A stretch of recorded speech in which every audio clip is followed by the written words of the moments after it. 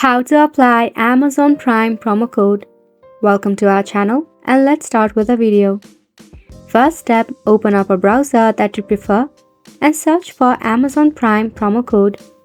Scroll down and tap on Enter Prime promo code from official web page of Amazon. Select the Amazon of your country.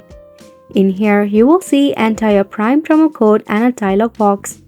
So you have to go ahead and enter the promo code similarly in the pattern shown or in the promo code card that you have or that you copied. And tap on Apply Code and Continue bubble next to it. If you cannot redeem a code, tap on Read About Terms and Conditions. It will list out all of the terms and conditions that you have to follow.